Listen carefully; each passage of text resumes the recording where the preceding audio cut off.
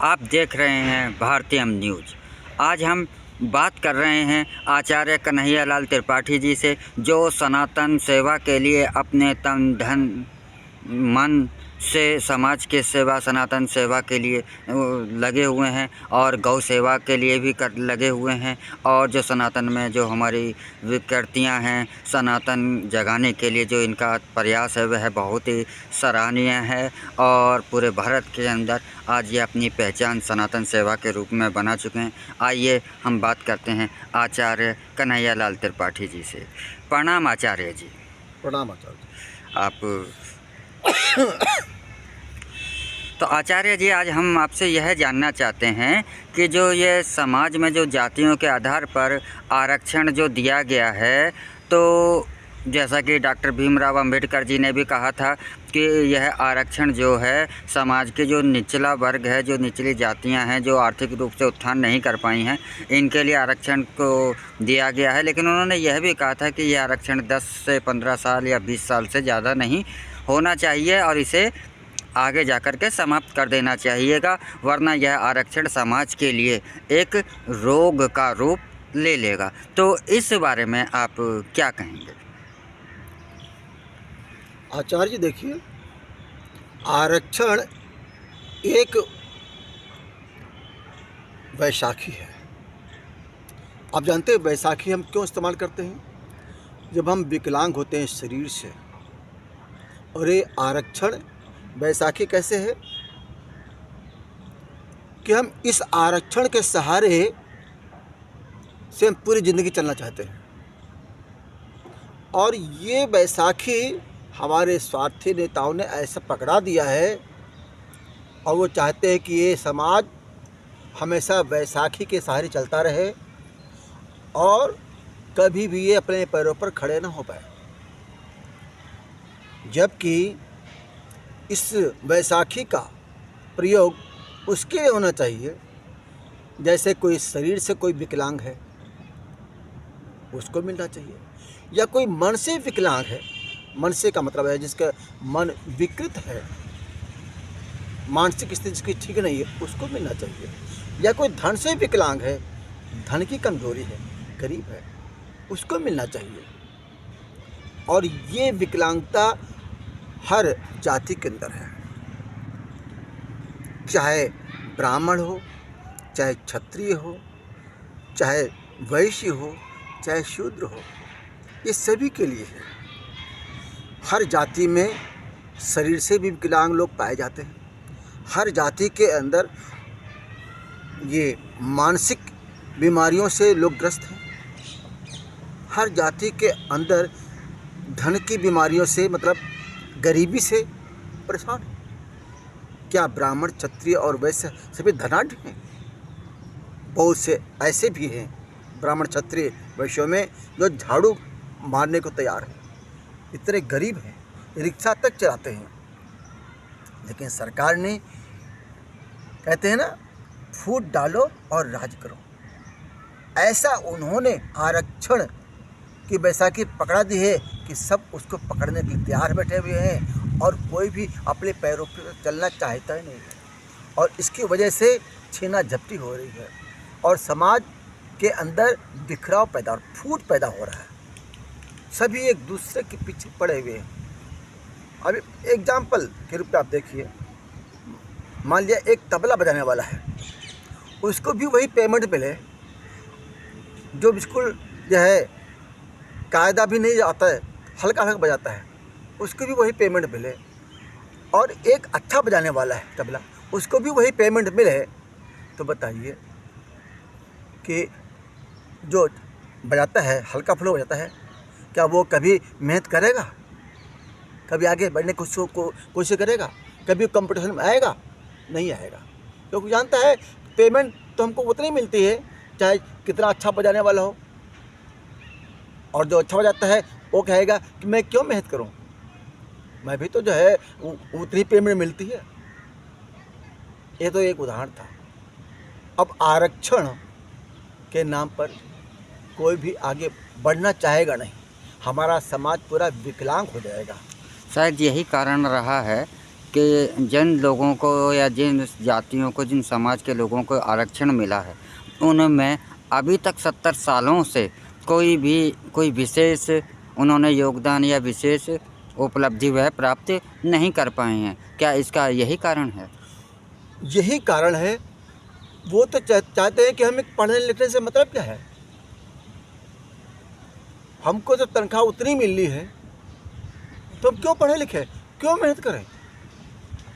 और मैं तो जहाँ मैं जाता रहता हूँ, हमारे लोग बहुत से जानकार हैं, वो कहते हैं कि आरक्षण एक ऐसी चीज़ है जिसके माध्यम से हम पूरी ज़िंदगी अपने बच्चों को भी हम कहेंगे मत पढ़ो, मत कुछ करो, क्योंकि जाति में हम आरक्षण प्राप्त कर रहे हैं।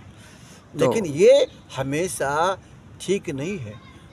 जिसको हम कहते हैं ना कि बाबा भीमराव अंबेडकर जी ने, उन्होंने आरक्षण की जो है बहुत उन्होंने इसकी बड़ाई की, लेकिन ये आरक्षण कोई परमानेंट के लिए नहीं कहा था कि हमेशा के लिए, लेकिन हमने उसको परमानेंट मान लिया है। हमारे नेताओं ने परमानेंट देना शुरू कर दिया है, मतलब हमेशा के लिए विकलांग बनाने की इच्छा है उनके अंदर, कि समाज आगे बढ़े ही ना। और इसकी वजह से समाज में बहुत ज़्यादा नफरत पैदा हो रहा है। एक बार हमारे कांग्रेस पार्टी के ही कोई अच्छे नेता ने कहा सोनिया गांधी जी को कि आर्थिक आधार पर आरक्षण दिया जाए। उन्होंने तुरंत मना कर दिया, नहीं नहीं नहीं, ये जाति के आधार पर होना चाहिए, क्योंकि उनकी नीति यही है, फूट डालो और राज करो। एक तरफ जो आरक्षण ले रहे हैं, क्या वो सभी गरीब हैं, ये सभी विकलांग हैं? नहीं, ऐसा तो नहीं हो सकता कि हर जाति में सभी गरीब हों और सभी अमीर हों, ऐसा तो नहीं हो सकता है। लेकिन जो ये आरक्षण मिलता है, यह तो जाति के आधार पर मिलता है, यानी कि उन लोगों को आरक्षण भी प्राप्त होता है जिन्हें आरक्षण की आवश्यकता नहीं है, और जो दूसरी तरफ कुछ ऐसी भी जातियां हैं कि जिन्हें कि आरक्षण नहीं मिलता है, लेकिन उन्हें आरक्षण की सहायता की, सरकारी सहायता की आवश्यकता है, क्योंकि वह बहुत ज़्यादा गरीब हैं। तो जाति के आधार पर क्या यह आरक्षण उचित है आपके नज़र में? बहुत ही अनुचित है। हर जाति में दबंग भी हैं जो धमकाते रहते हैं, शारीरिक बल बहुत तेज है, और हर जाति के अंदर जो है कमज़ोर लोग भी हैं। हर जाति के अंदर अमीर भी हैं, हर जाति के अंदर गरीब भी हैं। हर जाति के अंदर मानसिक कमजोरी भी वाले भी हैं, और अच्छे जो है तंदुरुस्त मन वाले भी हैं, मजबूत मन वाले भी हैं। तो आरक्षण को समाप्त कर दिया जाए या इसका क्या किया जाए? आरक्षण को समाप्त न किया जाए, लेकिन उनको ही दिया जाए जो सचमुच विकलांग हैं, शरीर से कहीं विकलांगता है उनके अंदर है, नहीं चल पा रहे हैं, या कोई भी परेशानी है, या मन से विकृत मन जिसका है उसको मिले, या जो कमज़ोर है, गरीब है, जिसके पास रोटी के लिए पैसे नहीं है, उसको दिया जाए। जिनकी आर्थिक स्थिति कमज़ोर है, जिनकी आर्थिक स्थिति कमज़ोर है, उनको आरक्षण दिया जाए, लेकिन इसमें जाति का भेदभाव ना हो, जाति के आधार पर नहीं, आरक्षण आर्थिक आधार पर होना चाहिए। और दूसरी बात मैं ये कह रहा था, आपने बात की जाति की, जाति के सर्टिफिकेट कौन देता है? कोई ब्राह्मण देता है? ये सरकार ही जाति पूछती है। हर जितने भी कॉलम हैं, फॉर्म है नौकरी के, उस पर जाति कॉलम क्यों बना रखा है? जाति प्रमाण पत्र क्यों बनाती वो? वही कारण है कि सरकार वही चाहती है कि जाति में बटे रहें, और इसी का फ़ायदा सभी नेता लोग ले रहे हैं। जिस दिन सरकार ने कॉलम में से, फॉर्म में से जाति कॉलम हटा दिया, उसी दिन से जाति खत्म हो जाएगी। योग्यता के आधार पर आदमी को आगे बढ़ना चाहिए, और उसी को जो है आरक्षण भी उसको मिलना चाहिए, जिसकी जैसी योग्यता, उसको वैसा उसको फल मिलना चाहिए, उसको वैसा पद मिलना चाहिए। लेकिन नहीं है। क्या अनट्रेन ड्राइवर से जाति के आधार पर आरक्षण दे करके अनट्रेन ड्राइवर से कोई जो है नेता उस पर बैठ सकता है? सिर्फ एक्सीडेंट करेगा। डॉक्टरी पढ़ाई ना करे, जाति के हिसाब से आरक्षण मिल जाएगा, तो क्या वो सही इलाज कर पाएगा? आरक्षण कलंक है हमारे मानव समाज के ऊपर। लेकिन जो स्वार्थी नेता हैं, जो चाहते हैं कि देश का विभाजन होता रहे, देश बढ़ता रहे, हमें कुर्सी से मतलब, क्योंकि जनता की एक कमजोरी है, वो चाहती हर चीज़ फ्री मिल जाए, और इसी फ्री की वजह से जो है हमारे जो अच्छी पार्टियाँ थी वो नहीं आ रही हैं आगे। दूसरी पार्टी आ गई कि ये भी फ्री मिल जाएगा, वो भी फ्री मिल जाएगा, और इससे देश का विकास भी नहीं होता है। और हम लोग सोचते नहीं हैं, नेताओं को कुर्सी चाहिए, देश नहीं चाहिए, न विकास चाहिए। इसलिए जो आरक्षण है वो एक, मैंने कहा बैसाखी है, बैसाखी के सहारे समाज चलता रहे और आपस में लड़ता रहे, यही उद्देश्य है हमारे नेताओं का। तो जब तक ये आरक्षण इस प्रकार से दिया जाएगा जाति के आधार पर, तो हमारा समाज कभी भी उन्नति नहीं कर सकता है, हमेशा बिखराव रहेगा, एकजुटता नहीं हो पाएगी, क्योंकि सभी चाहते हैं कि मेहनत कम करना पड़े और हमको आरक्षण के आधार पर हमको फ़ायदा होता रहे। लेकिन ये देश के लिए घातक है, मानव समाज के लिए घातक है, उन्नति के अंदर बाधक है।